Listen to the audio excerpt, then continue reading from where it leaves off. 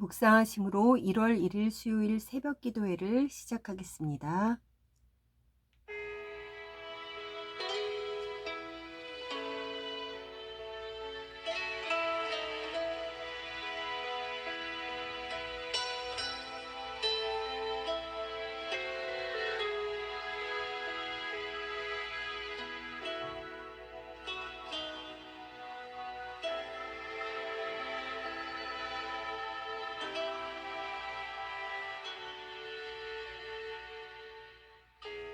나를 지으신 주님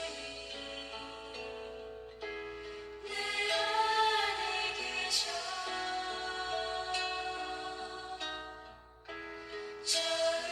처음부터 내 삶은 그의 손에 있었죠. 내 일을 아시죠. 내 모든 생각도 내 흐르는 눈물 그가 닦아주셨죠. 그는 내 아버지 난 그의 소유 내가 어딜 가든지 날 떠나지 않죠. 내 일을 아시죠. 내 모든 생각도 아마라 부를 때 그가 들으시죠.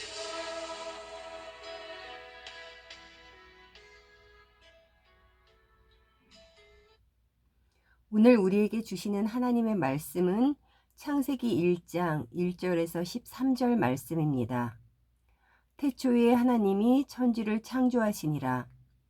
땅이 혼돈하고 공허하며 흑암이 깊음 위에 있고 하나님의 영은 수면 위에 운행하시니라. 하나님이 이르시되 빛이 있으라 하시니 빛이 있었고 빛이 하나님이 보시기에 좋았더라. 하나님이 빛과 어둠을 나누사 하나님이 빛을 낮이라 부르시고 어둠을 밤이라 부르시니라. 저녁이 되고 아침이 되니 이는 첫째 날이니라. 하나님이 이르시되 물 가운데에 궁창이 있어 물과 물로 나뉘라 하시고 하나님이 궁창을 만드사 궁창 아래의 물과 궁창 위의 물로 나뉘게 하시니 그대로 되니라. 하나님이 궁창을 하늘이라 부르시니라. 저녁이 되고 아침이 되니 이는 둘째 날이니라. 하나님이 이르시되 천하의 물이 한 곳으로 모이고 묻이 드러나라 하시니 그대로 되니라. 하나님이 묻을 땅이라 부르시고 모인 물을 바다라 부르시니 하나님이 보시기에 좋았더라. 하나님이 이르시되 땅은 풀과 씨 맺는 채소와 각기 종류대로 씨 가진 열매 맺는 나무를 내라 하시니 그대로 되니 땅이 풀과 각기 종류대로 씨 맺는 채소와 각기 종류대로 씨 가진 열매 맺는 나무를 내니 하나님이 보시기에 좋았더라. 저녁이 되고 아침이 되니 이는 셋째 날이니라.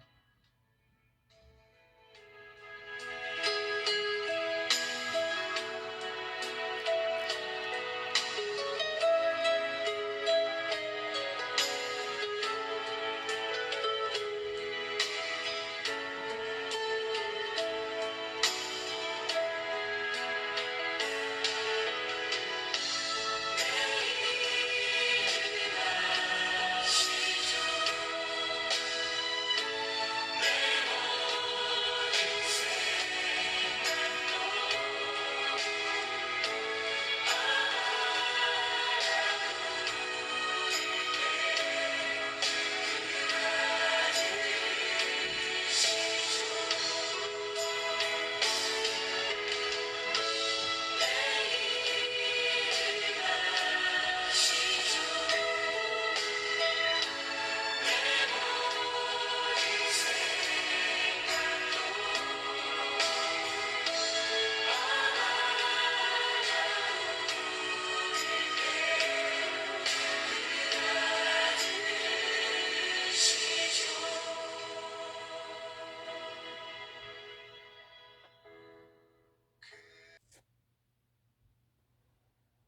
올해 1, 2월에 함께 묵상할 말씀은 창세기입니다.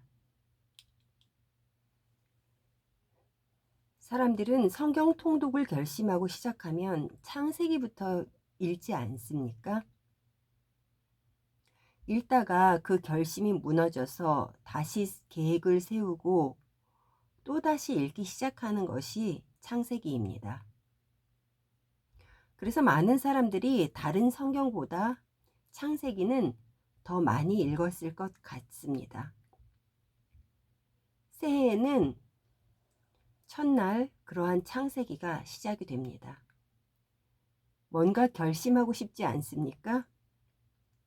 영적인 결심은 무너지면 또 하고 또 하고 또 해야 하는 것입니다.